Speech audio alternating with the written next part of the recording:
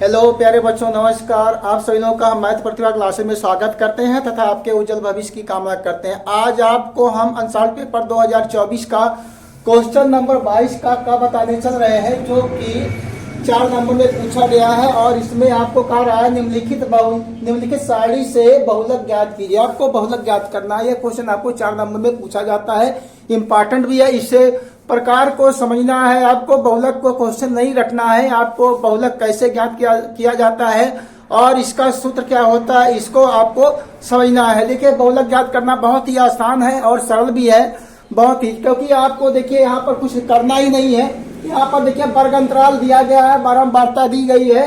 तो यहाँ पर आपको क्या करना है, इसमें सबसे पहले आपको बहुलक वर्ग ज्ञात करना। बहुलक वर्ग ज्ञात करना बहुत आसान होता है। जिसकी बारंबारता सबसे अधिक होती है वही क्या होता है, बहुलक वर्ग होता है। यहाँ पर देखिए किस वर्ग की बारंबारता सबसे अधिक है। यहाँ पर 16, यहाँ पर 6 दिया गया है, यहाँ पर 11 दिया गया, 21 दिया, 23 दिया गया है, 14 दिया गया है। तो सबसे अधिक बारंबारता हमारी यहाँ पर 23 दिख रही है। यही क्या हो जाएगा, बहुलक वर्ग हो जाएगा। तो इसको इस प्रकार से लिखेंगे हम, ये इसको घेर देंगे, एक बॉक्स बना दिया जाएगा। ऐसे इस प्रकार से बॉक्स बना देंगे।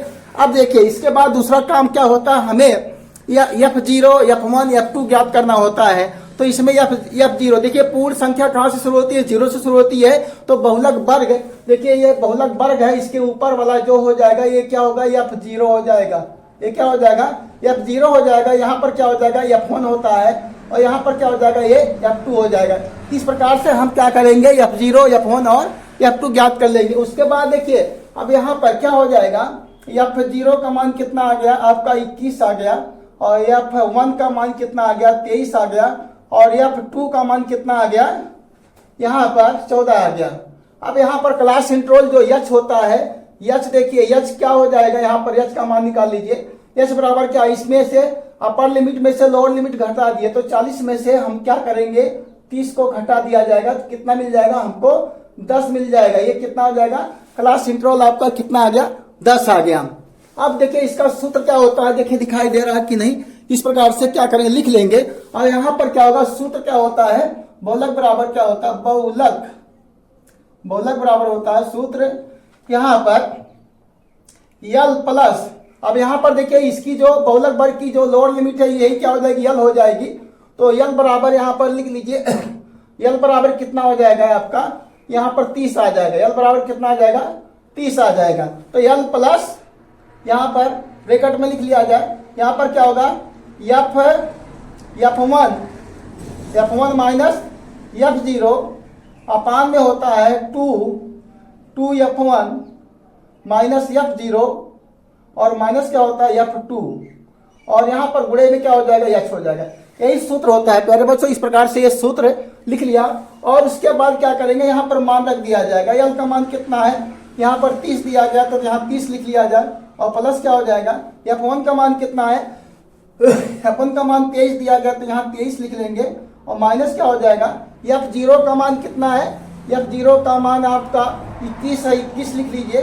और बटे में क्या हो जाएगा 2। F1 का मान कितना है, 23 है तो यहाँ 23 लिखेंगे।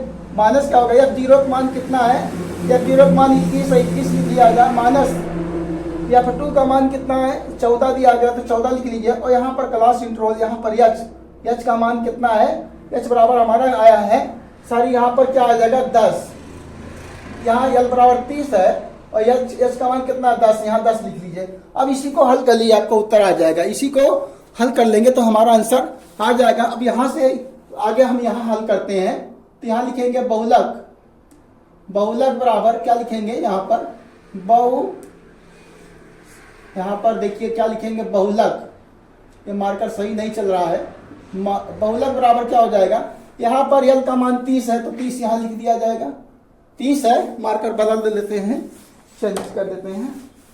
तो यहाँ पर क्या हो जाएगा 30 और प्लस क्या हो जाएगा, यहाँ पर 30 देखो 23 में से 21 जाएगा तो यहाँ पर 2 मिल जाएगा, 2 लिख लिया जाएगा। यहाँ पर क्या करेंगे, 2 लिख लेंगे। उसके बाद नीचे देखिए कितना आ जाएगा, नीचे का पोर्शन देख लीजिए। नीचे क्या है, 23 दूना 46 आ जाएगा। यहाँ पर 23 दूना 46 और माइनस क्या हो जाएगा, 21 और 14 कितना होगा, 35।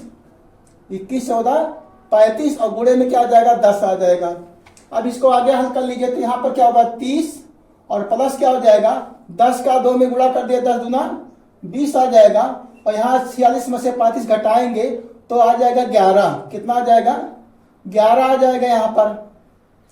अब भाग दे दीजिए 11 से भाग दीजिए यहाँ पर तो 11 करने 11 9 बचेगा तो 11 अठे 88। 11 करने 11 है 9 बचेगा तो 11 अठे 88 88 2 90 फिर 11 करने 11 आ जाएगा।